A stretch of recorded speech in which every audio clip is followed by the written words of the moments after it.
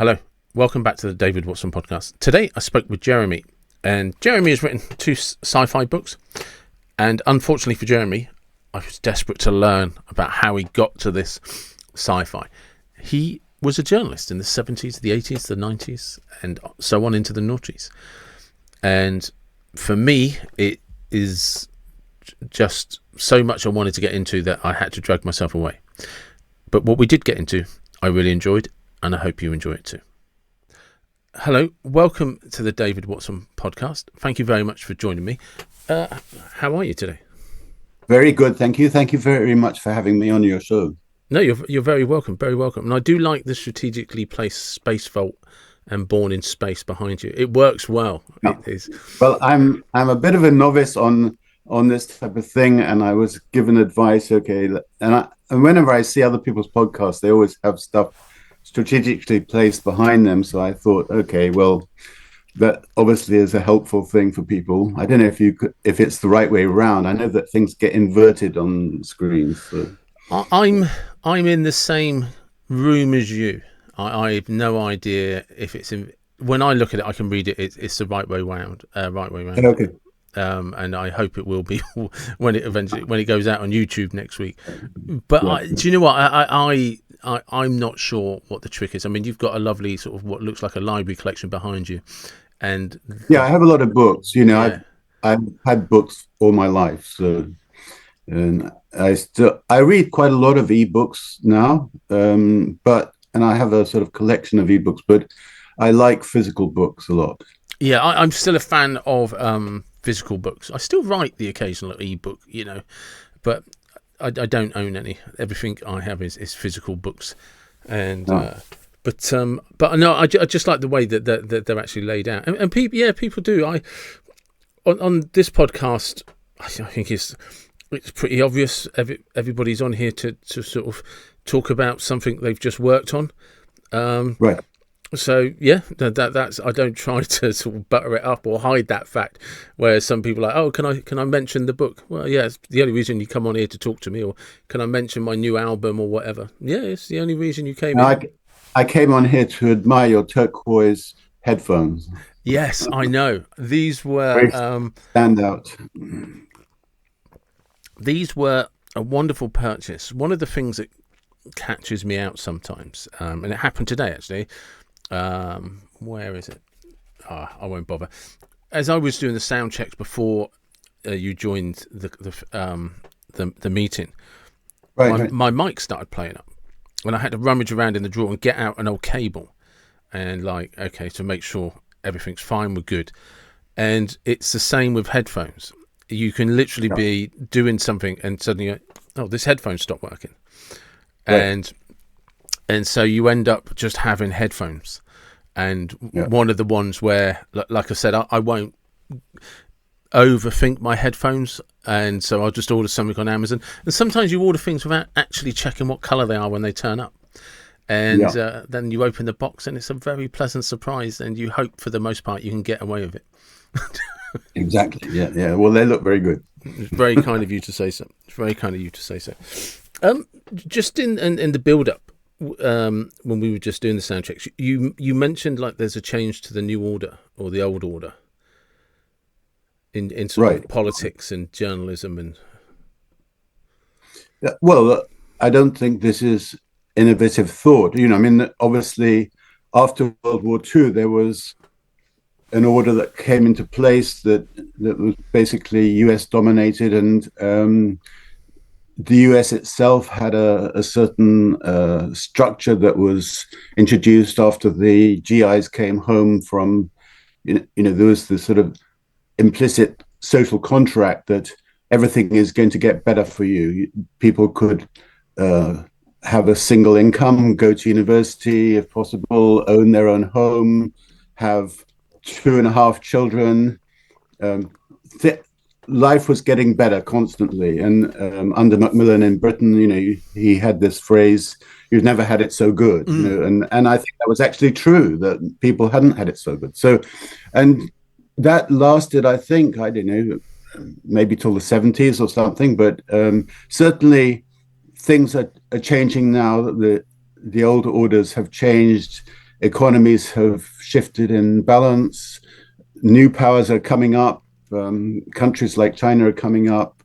Even major emerging markets and Middle Eastern countries are gaining power. So the old structure that we knew, certainly, I'm a child from the boomer generation, and we had a lot of stability, a lot of advantages. I had a easy place in university. I got into a job quickly. Now it's not easy for children to get jobs. I mean, for people graduating from university to get jobs. All the old skill sets are under challenge from AI. It's a totally different world and much more challenging for people, I think. It is. When you said that thing, Harold Macmillan, you've never had it so good. I think one of the things why that resonates so strongly at the time, and I was talking to somebody about this recently, but in a different context, and I was born in 1974, so effectively 30 years after the war had finished, roughly. So by the time I was 10 years old, any teacher that I had who was 40 had survived or had served in the war if they were 40 and above. Right, yeah. And so when Howard McMillan sort of said you've never had it so good, everybody agreed, because they're like, we nearly died. We nearly never came home. And there was this kind of generation, I remember my grandparents, who were just, it wouldn't really matter what happened to them if they would just, and they were devout Catholics as well, but and were from Ireland, and who emigrated over to the UK. But they were just like, well, we survived the war. We came back, and we have a roof over our head, and there's food on the table. What's wrong? What's they survived not just the war, but they had the impact of the Great Recession. Yeah, and then the cloud of possible use of atomic weapons. So a lot of psychological features that affected whole generations of people. This is it. So when Harold Macmillan said you've never had it so good, everybody was like, yeah, he's right. And you had this whole generation of like, life has never been this good. And yes, and you never had a refrigerator before. You never had a TV set in your living room. Yeah, you had suddenly your own car, probably. I mean, lots of new things that made life much better. Yeah. I mean, simple things like toilets started coming inside, and people weren't walking to the bottom of the garden. You know what I mean? That might have been a bit before that, but yeah. And no, in the UK, even in the 60s and 70s, people still had outside toilets. Okay. Do you know what I mean? When I moved into the house I'm in now, back in the 80s, we had an indoor toilet, but the outdoor toilet was still working and was just outside. Was better. Yeah, better for reading newspaper or something. So yeah, so it's funny how that, like you say, that political statement resonated so strongly at the time, and why. Right. And like you say, when you compare it to today, I think one of the things Jimmy Carr, a British comedian, mentioned that I can't remember, I'm paraphrasing it quite badly, but he mentioned that because life is so comfortable and so good, we've got no comparison, so we think everything is awful. He said, whereas if you imagine, like you mentioned Thomas Jefferson, because when we were in the build up to this, he probably, well, undoubtedly, he'd never had a hot shower in his life. We have them every day and take it for just, well, it's just we're supposed to. It would be sun-warmed shower, probably. Yeah, and then and there's all of this. It's just like the people that we admire from 50 years ago probably never had a hot shower, or if they did, it would be once a week. Certainly not the way that we just wash today is a luxury previous people, even kings and queens, never did. Right. And I think there's this distortion, which I'm guilty of. I'm in the same boat. My life is absolutely terrible in my heated office. As I talk to a man across the ocean, my life's never been so bad. Yeah. And there's this, as you opening your canned beer on the side. Yeah, exactly. We kind of get into this world, as I've got a coffee machine behind me and all of that life's so terrible. It's like, actually, life has never been so good. We just have this distorted view of what we're entitled to, I think. Yes. And without that, you don't strive to try and achieve things anyway. But right. after what before journalism, where were you growing up as a child? Where was that?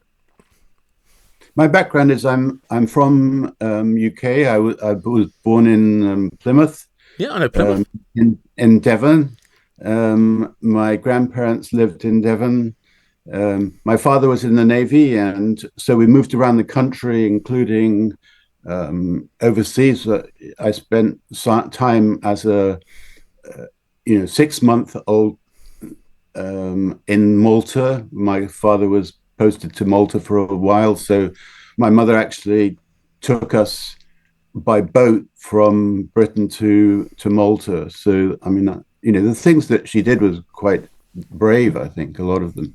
So, but anyway, I grew up across Britain.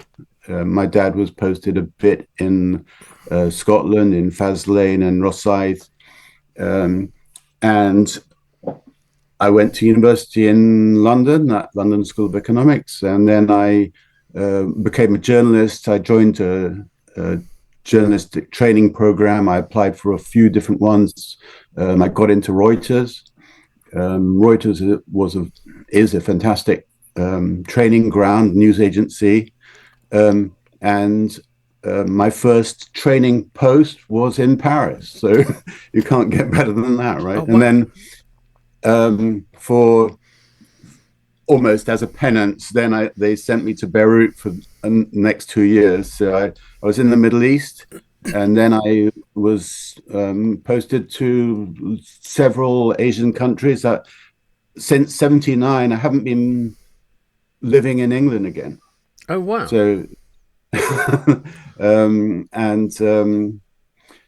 because at that time, anyway, I was on an editing desk in London for a while, and all my colleagues were saying, well, your aim should be to remain overseas for as long as possible. I mean, at that time, maybe partly for tax reasons or something. But when I first went to university, '76, it's just after Edward Heath, all the rubbish piling up in the street, things like that, the miners' strikes. And, so a lot of things made you feel, okay, let's have a go overseas. And when you went overseas, actually didn't pay any tax at that time, or you avoided a lot of tax. Yeah. And so, you have fantastic opportunity to be, it's basically what I call the front row of history, that your journalism right there at the first things that happen. I was in Lebanon for 2 years during the war there. Then I went to, I was in Egypt at the time of the handback by Israel of the Sinai Desert. So I didn't realize how fantastic the Sinai is. It's just a wonderful, beautiful desert, and very, very striking. So I traveled over Sinai for about 6 months. And then I went to India for a while. Then I was posted to China for a period under Deng Xiaoping. The reason why I got posted, I'm not a China expert, but in Reuters at that time, they had a pipeline of linguistic experts. So they recruited people who knew Russian, who knew Chinese, who knew Japanese, and they had a pipeline of trainees. Every year they would have 1 or 2 Chinese experts, 1 or 2 Russian experts, obviously plenty of German and French speakers. And at that time, Deng Xiaoping was just opening up China, and Reuters applied for an extra visa for journalists based there. The visa came through like that, obviously maybe too quickly for the planners. Yeah. So they scratched around and said, "Oh, who can we send to Beijing?" And I was based in India at that time. I just got sent to Beijing, and what I did, because I'm not a Chinese expert, I just described visually everything that was changing, and things were changing in front of your eyes because they'd just been through a whole cultural revolution under Mao. when suddenly the girls were allowed to wear gold again. They were allowed to wear makeup again. Yves Saint Laurent came to China and set up a silk factory. The farmers were allowed to sell some of their produce directly instead of through the state. So you had the emergence of the first millionaires in China at that time, and they were all chicken farmers. And so many things you could see in front of you, and I could describe things visually, and there was great appetite for what's going on in China and what's changing. And so it was a fantastic job, and I went all over China at that time. After that, I got posted various other countries, Indonesia, Philippines, back to India. So I'm trying to piece together a bit of a timeline here, because you've left university. So is it early 80s you've ended up in Paris? 77, I went to Paris, just for 1 year. So because in Reuters, they had a training scheme where you got posted to different places as a trainee. Yeah. So it was part of an official program. And many institutions had training programs like that, because there were only a few. Nowadays, a lot of people who want to be journalists, they go to university. But at that time, there weren't these courses at university. You learnt by doing. Yes. And most newspapers had trainees, when I got accepted by Reuters, I also had an offer from Liverpool Post, for example. So Liverpool Post had trainees coming in. Institutions like BBC had trainees coming in. And that was how you learnt on the job, and I think it's a very good technique. You learnt from other people who had been through it, who are much better writers than you. And I remember watching editors on the London desk rewrite copy, and in those days some copies still came through by telegraph. And these fantastic writers would transform a couple of lines from a telegraph from Pakistan into some wonderful piece of copy. And it was almost like magic. I think that's one of the things that's kind of frustrating today is, bearing in mind, I remember the papers because everybody read them when I was growing up, but it didn't really stop until basically the internet started killing it off. But up until then... You mean physical paper? Yeah. But you know what I mean? Everything from when I was a kid, there were 4 papers in my house. There was the Express, Sun, Mirror, Mail.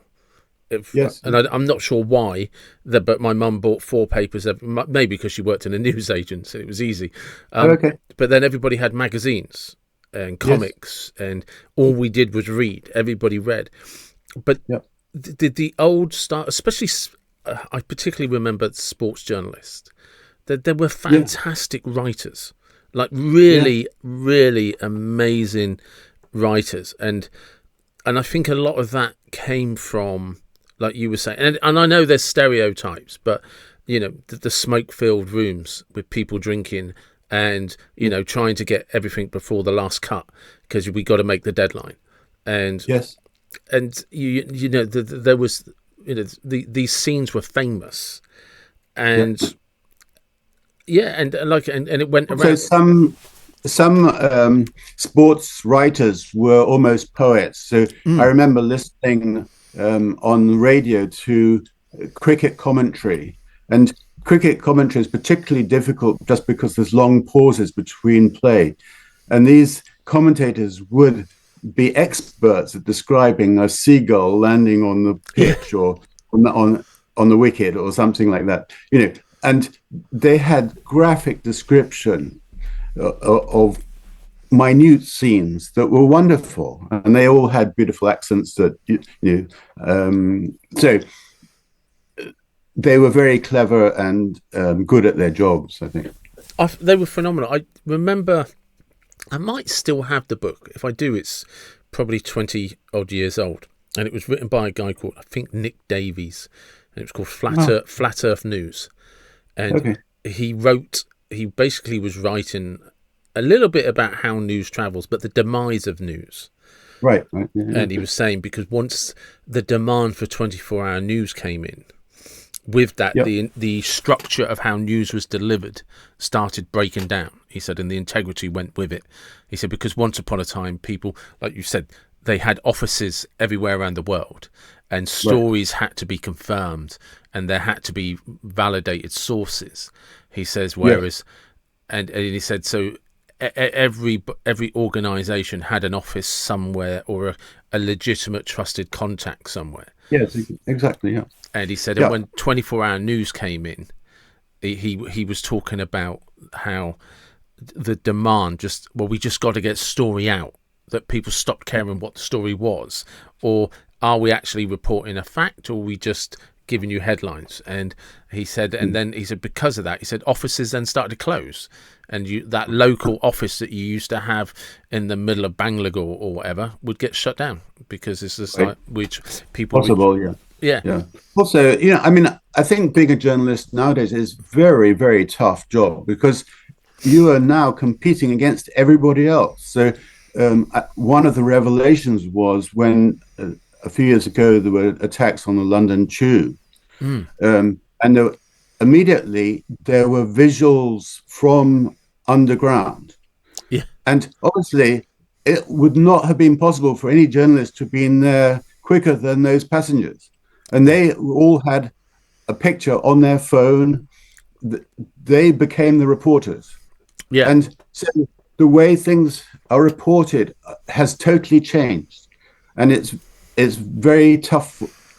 People still, I hope, respect institutions that check their information first, use traditional methods of checking, but they're competing against people who have different agendas, and so it's much tougher.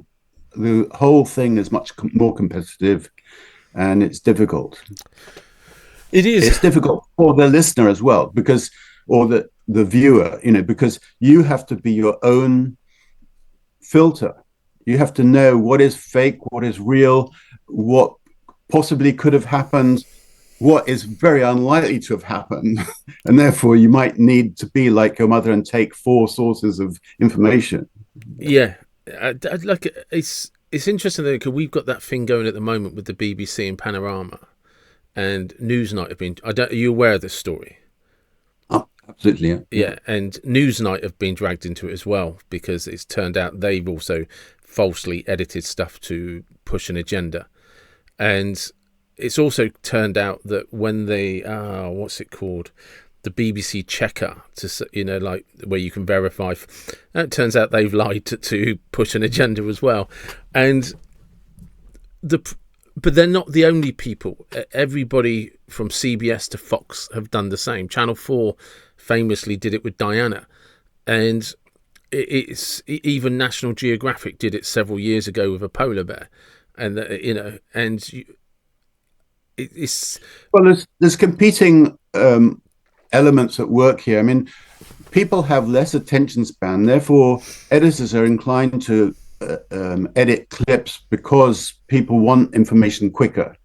And are they going to listen to that long speech by somebody, or are you going to just want 6 seconds of it? So, but in the Panorama one with Donald Trump, they've elided something. Yeah. Well, he said one thing, and then 4 minutes later said something else, and they split that and made it into a sentence he never even said. Yes. And that's just complete lie. Martin Bashir falsified accounts and gave them to Diana to make it look like the palace had an agenda against her, and that's how he got his interviews. And do you know what I mean? And the problem for me with that is. And I'll mention the National Geographic one again, is the problem for me with that, right, where they said there's polar bear, climate change and all of that, and then everybody in that area is like, well, that's not where you said the polar bear was. And we often see polar bears doing this every spring or autumn or whatever it is, and it's nothing to do with what you've said. And you don't actually know if that polar bear is sick. And the problem with that is with all of these, and I don't particularly have any allegiance to any of them as such, although I did used to like National Geographic before they did. Once you've been found out that you're not telling the truth, then the integrity is gone. Yes, there can be doubts that, so everything is more doubtful nowadays. Yeah, and you have to treat everything with more skepticism than maybe you did before, when maybe the viewer was more naive. Because you and I were talking about 5 minutes ago, 10 minutes ago, about the wonderful writers, that journalism was based on, and without a shadow, they all had their agendas, but we particularly mentioned about sports people, sports journalists, and just how fantastic they were, and they were very well respected journalists as writers, just absolutely around the world. And one of the things that, like you said, when you were in Beirut and when you was in Egypt and stuff like that, is back then, the only way you could report that was to be on the front line, and you had to be there. Yeah, and you had to be wearing your armored plated vests and all of that, and wearing your blue uniform, blue heads, to identify you as journalists. Well, we used to have a badge on called Sahafi, and this was before the abduction of Terry Anderson. Before that, being a journalist used to be a protection for you. Now, after that, it became a bit of a risk that it was no longer seen as, oh, you're an intermediary. You were suddenly regarded with suspicion. So it was no longer the protection that it was. But it was the fact that you guys had to be there. You had to. Absolutely, you had to be there. And, you had to be in the Sinai Desert to watch the handover of that territory from Israel back to Egypt, for example. So it was a physical thing. Yes, you had to be there. And I can only imagine, and you would know this far better than I would, but your editors expected a level of integrity that that if you ever sent a story that turned out, well, actually I've embellished that and it's not quite true, and that was then discovered, I would imagine that would be hugely frowned upon.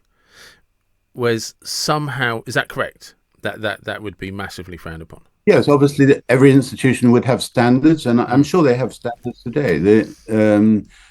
In fact, maybe even more rigorous, because nowadays you can get feedback more quickly than your example of National Geographic and the readers saying this couldn't have happened is much more likely to happen today than in the past. That's true, because there was I think it was a Walt Disney documentary back in the 60s with lemmings, and it turned out it was completely fictionalized. And lemons, they were the ones that started the idea that lemons threw themselves off cliffs, and it turned out, no, it was people throwing lemons off cliffs for dramatic effect. And generally, lemons don't even live near water.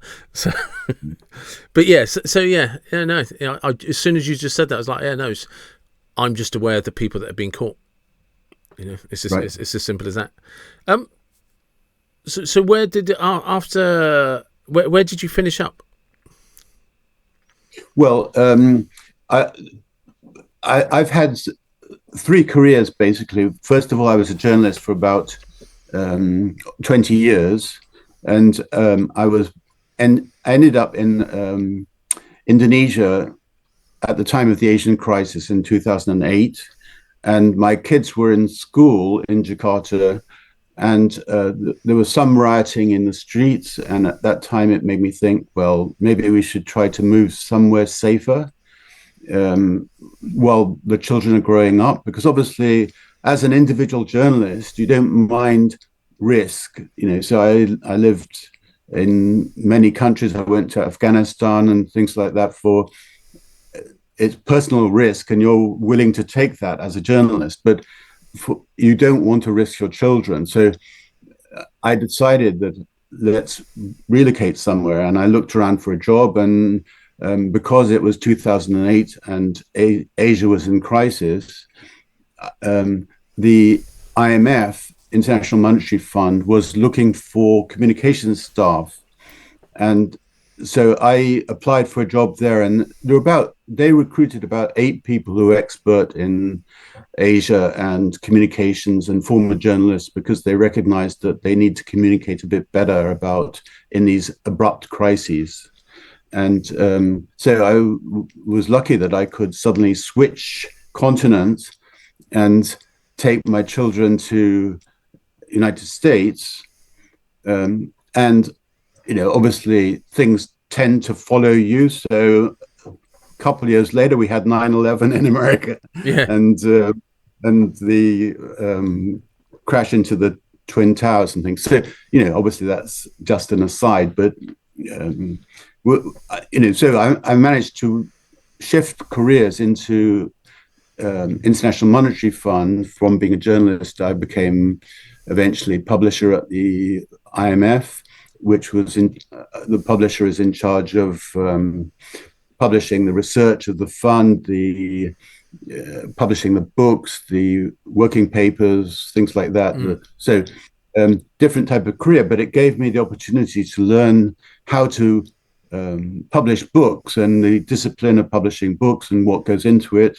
So then when I retired in 2017, I decided to write my own books, and I got into self-publishing, which obviously is a transformational, has become transformed. In the past, individuals would find it very expensive to publish their own books, but nowadays, because of modern technology, you can publish quicker than traditional publishers, and to pretty high standards, as long as you know what you're doing. And fortunately, I knew what I was doing, because I had been doing for about 15 years I've been publishing. So I knew the process of publishing and everything like that. So as a former journalist, a lot of my colleagues became writers of thrillers or spy novels, or the other angle is to write nonfiction about places you've lived in, or political subjects that you have become interested in. So I thought, well, I can't match all my colleagues' excellent spy novels, and lots of wonderful writers came out of Reuters. Freddie Forsyth, even Ian Fleming was in Reuters for a brief time. Graham Greene was in Reuters. So I thought, well, let's look at some other line. And at that time, there's a lot of talk about capturing asteroids and what would happen with that, capturing asteroids. And I was thinking, well, I'm sort of marrying these two career lines, because I had studied economics at LSE. Well, what happens if you go and mine an asteroid? It's a bit like when the Spanish invaded Latin America, and they sent back all these gold ships to Europe in the 16th century. And what the effect of that was to create enormous inflation in Europe at that time. In fact, it undermined the Spanish Empire. So what's going to happen in the future, and I think this is all going to happen, that we capture asteroids. The asteroids are worth probably trillions of dollars. They're very, very valuable. Even just mining the moon, parts of the moon for different substances, is going to be transformative. There's a lot of helium-3 on the moon, for example. Capturing sunlight there's plenty of people who have advocated capturing sunlight and just having free power for Earth forever. Yeah, I don't think that's impossible at all. So it's the whole space economy is going to transform the world, and so I wanted to look at that in a different way. So I thought, okay, let's write some science fiction books, and the first book is about a mother who donates her eggs to science, and there's 7 children born in a space lab, artificially born in a space lab, and she tries to stay in touch with the children, and it's a the doctor who created the children doesn't want her involved. So there's a lot of tension there, but it mixes human emotion and everything with these broader complex issues about human identity, where we're headed in space, moon exploration, things like that. So it tries to combine, because we're at a frontier now between you've got this amazing combination of different things. You've got AI advancing very rapidly. You've got human genome development and space exploration all combining together. It will transform humanity and it will transform the world. So looking at how these things combine together is very, very interesting for everybody. Yeah, I mean, it's interesting. I've worn you out now. No, it's because of I'm pretty sure it's diamonds are a rare commodity on the Earth, but they're not rare in space. Yes, I think they're very common, actually. Yeah, they're just rare in on planet Earth, but in space they're quite common. And there's a lot of rare metals that, like you say, there might be limited on Earth, but there'll be an asteroid that has more of a rare metal than the whole of the planet Earth has got 10 times over. Exactly. That's exactly right. I think it encapsulates what could happen. Obviously, we don't know the effect of all these things, but I mean, I don't think that it's going to alter the diamond market yet, but it will alter a lot of other things. Well, no, yeah, because whenever something happens, something else will become more valuable. You replace one value with another, and absolutely. The one that interests me most is the ethics, because if there's one thing I do understand about humans, they're not ethical. And what, funny, I did a podcast last week with a chap who was born in Northern Ireland, become a police officer in Australia, and then a lawyer in Australia, and he was talking about corruption and how he'd seen it throughout his entire life in every institution he worked in, and where it comes from and how it happens. And the one thing we know as humans, we're very good at writing stories where there's a bad person and a good person comes along and kind of saves it at the last minute. But in reality, everything in real life, everything we've ever seen is that whenever you get an institution that wants to go down a route, they find a way of doing it and hiding it. And like you were saying, is there would be a doctor and you would have children that are artificially born in space, and sooner or later somebody would come up with the idea of, well, do they really have any rights, or are they property? Because they don't have parents, we own them. And this is part of the ethical dilemma of the second book, called Space Vault, is essentially about who owns life. Because the vault that we talk about is a vault on the moon for storing rare seeds, or seeds that are becoming no longer available on Earth. So the idea is that somebody has had the foresight to store seeds, heirloom seeds, things like that, which would basically hold the blueprints of life.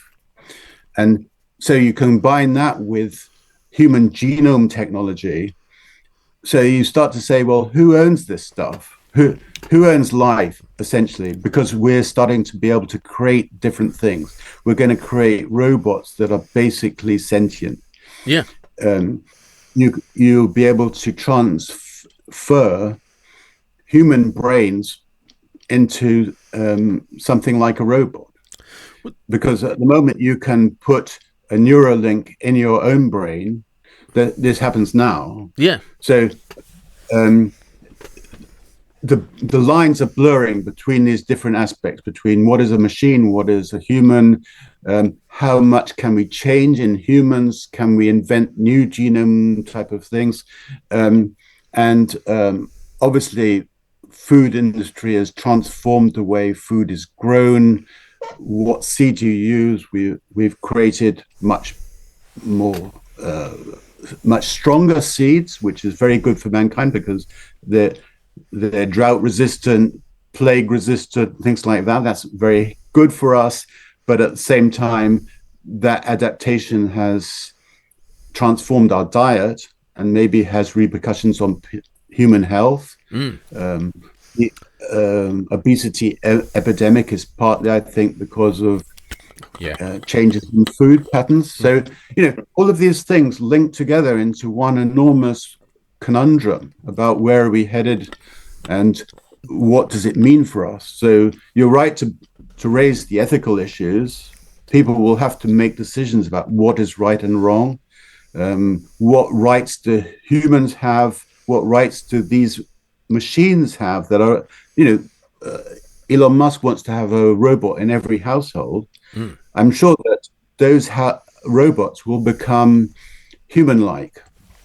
They'll be treated there is already a sex doll industry that has AI, and it's becoming it's not quite as advanced as their customers would like, but it's ever increasing. And they will be very likely in the next 5 years. They'll be difficult to differentiate between human and robot. Well, already the dolls themselves, if you just see them stationary or stood in a crowd, you wouldn't differentiate them between a human being and a real person, other than they have flawless looks, and you just like, and it's then that when and already they're starting to move they talk, they can interact with you just like an AI unit can. The only thing they're not doing yet. Flatter you nicely. Say again. They flatter you nicely. Yeah, exactly. And they tell you things you want to know, or want to hear. And the only thing they haven't done yet is kind of got the walking robots that are available in robotics that are out there. So they haven't combined the two yet. And like you're saying, the Neurolink is available with Elon Musk is one of the people that does that as well. And I think what it'll go down is pretty much every scenario ever played out in the 1970s or 1980s sci-fi is going to happen in the next 20 to 40 years. I don't know which side. People talk about, this is sci-fi, but actually it's not.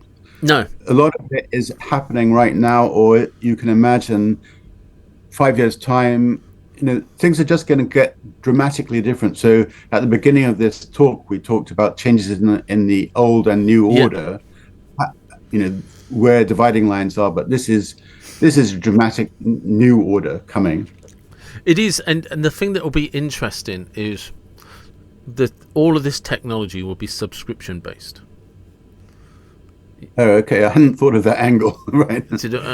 I seen a thing recently where you could, me and a friend were talking about the ethical dilemma here. You could take a recording, so your children, in principle, could take this recording and then put it onto, and effectively an AI model will film it, screen it, listen to all of the words, and they can hold that in their palm as if they're having a phone call, a FaceTime with you for the rest of their lives. Yes, so I understand that. Yeah, so long after you've gone, they can keep talking to you, and it remembers all the conversations. And and we were saying like that kind of masks the grieving period, somewhat. But what do you do when you can't afford the subscription? Because then you actually have to let go and grieve. But the temptation, as soon as you got some money, will be to subscribe again. And that's an interesting angle. Yes, and that technology now exists. And they're already starting. This was an advert saying, "Hey, you don't ever have to say goodbye to a loved one." And she's just like, I'm not sure, but it's not meant for me. It's not meant for you and me. It's meant for, the generations that are going to come here and arrive, sort of thing. Well, they will maybe be better equipped for being able to handle it. I remember somebody pointing out, I might have read it in an article, but somebody pointed out that one of the problems we have with social media is the people trying to police it never grew up with it, and we're not the people to police it. And there was a transition. The internet didn't really exist in your house until I was in my mid to late 20s. Smartphones, social media, you're talking the noughties and stuff like that. And yet the people that police it were born in the 60s and the 70s. And we never grew up with it, and we're trying to police something we don't really understand. Whereas my niece, who's 14, her generation will police it perfectly because they grew up in school with it. And we imagine... But by then it will have been transformed. Yes, but they're the generation that are going to transform. Because you and I, as we were saying, when we were growing up, everybody read, everybody wrote. If you weren't reading magazines, you were reading books or newspapers. Everything was done at a different pace from a different perspective. And we try and compare what should be done based on our experiences growing up in schools, and it's like, well, we can't, and we're the only ones that can do it at the moment because that generation hasn't got into positions to make the differences. But they're the ones that understand it or will understand it as they become adults, whereas we're trying to police something we didn't experience. Like, the classroom when you were 10 years old was exactly the same as a classroom when I was 10 years old. There was a good chance it was still the same books on the shelf. The classroom when I was 10 years old was the same as in Shakespeare's day, probably. Yeah, but that's the thing. Whereas if you and I went into a classroom today, it's unrecognisable. Yeah, well, good. That's good. But yeah, so it's an interesting dilemma. But yeah, it is every sci-fi film that ever happened, because it'll be interesting if it will be sort of like the wonderful ethical Star Trek, or whether it will be more like Aliens mining ships, where life doesn't matter if you can get through the day and you're owned by the corporation.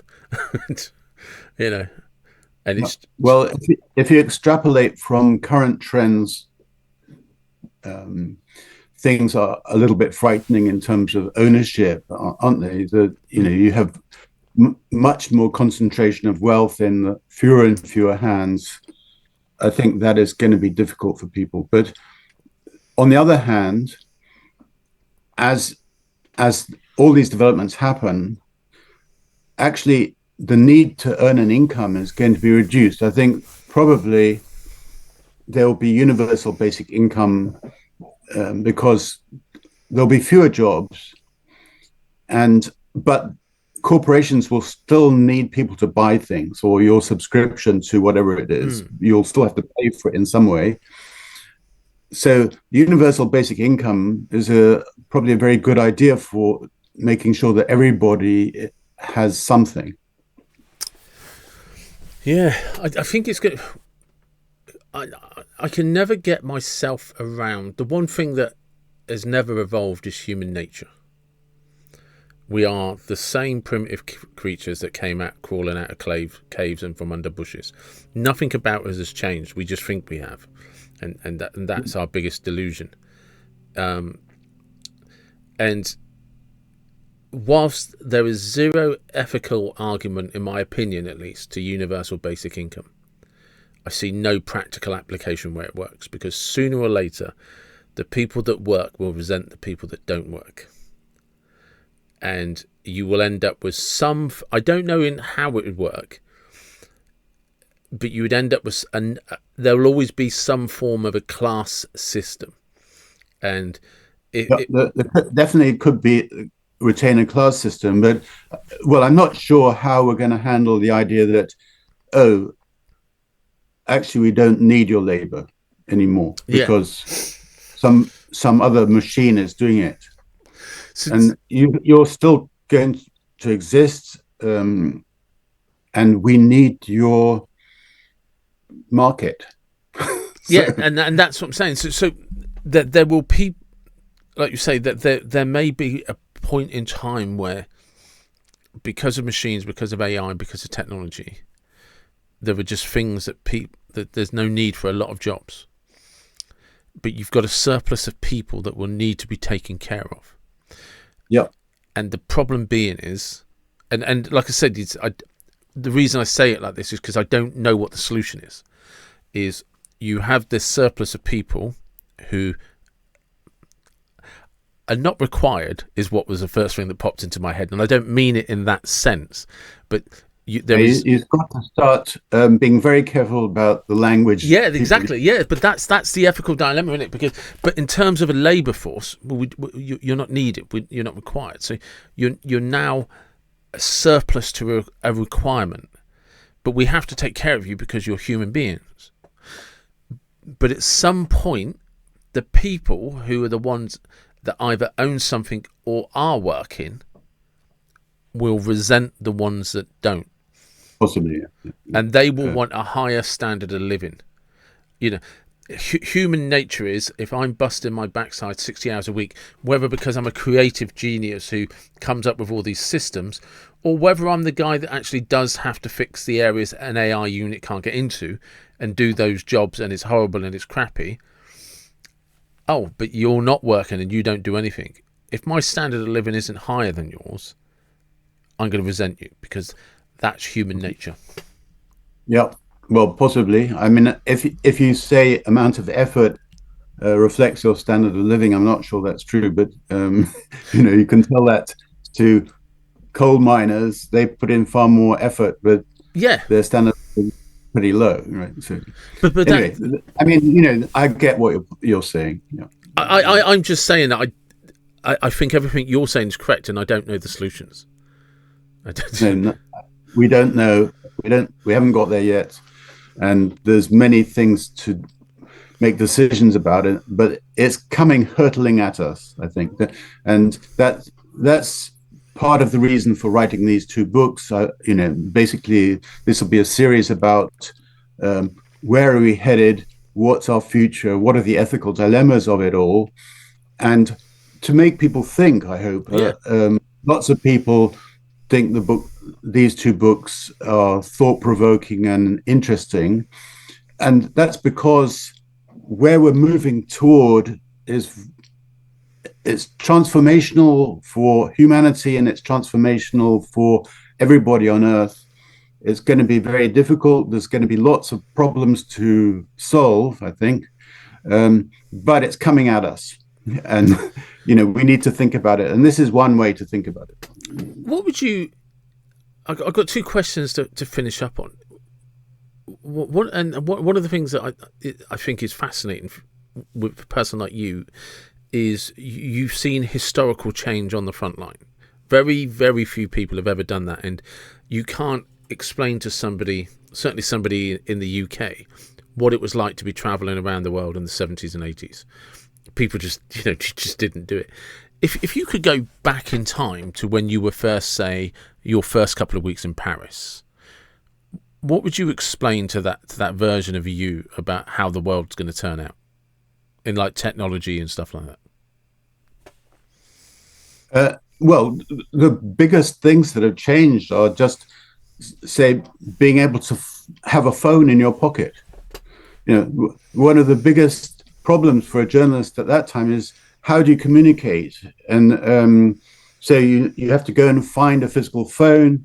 So if you're at the site of something, you still have to go. If I'm in Paris, I go into a cafe and find a phone or something. But there was an occasion when I was based in India, and we had the death of Rajiv Gandhi, and I attended the funeral, and the ashes were put in, I think, in the Ganges River in Ahmedabad or some location. I've forgotten exactly where it was, but it was a long way away. And so in order to find a phone, you had to go to the local office of the magistrate or somebody like that. I got on the back of a motorbike. Somebody drove me through the heat and pretty lonely roads to go and find a phone. So communication is transformed since when I was a young trainee. That's one of the biggest things. I mean, when I started in Reuters, we still had ticker tape. Yeah. And the ticker tape operators could read the tape. Sort of almost like magic. But we were still using typewriters, obviously, and great big clunky ones. And so lots of things have changed. Also, in those days, when I was in Paris, there was a ritual where the journalists in the office would go out for lunch together. Now, you can't imagine that would happen nowadays. No. Life is too busy, too much is happening. But in those days, we found time to go out to lunch together, and somebody was left manning the desk in the office, but there was a quiet time. It's funny because as you were saying that, all of pretty much every TV series, every film I ever watched growing up, if there was journalists involved, it was how do we get the photographs back to the office from another country? How do we make the phone call? How do we get the print out? It was all these dilemmas about how do we communicate to the other side of the world. Yeah. No, I mean, transmitting a photograph at that time was very complicated. And they had a drum where they would wrap the developed photograph around it. So you couldn't transmit a negative, for example, which would be the logical thing to do. You would have to print out the photograph, put it on this drum, then attach it to a landline somehow. Sometimes it was an acoustic thing that you would attach it to, and transmit it that way. And it would take, I think, about 10 minutes to transmit. So each photograph was a very complicated thing to transmit. That's mad, isn't it? And so lastly, and almost sticking to the same theme, I want you to imagine there is such a thing as a time machine. You can go anywhere you want, but your time machine is a car. What car would you have? Where would you go, and what music would be playing on the radio? Oh, well, I don't know that. My father's first car was a Morris Minor. Lovely. And my own first car was some Ford that I bought for £200.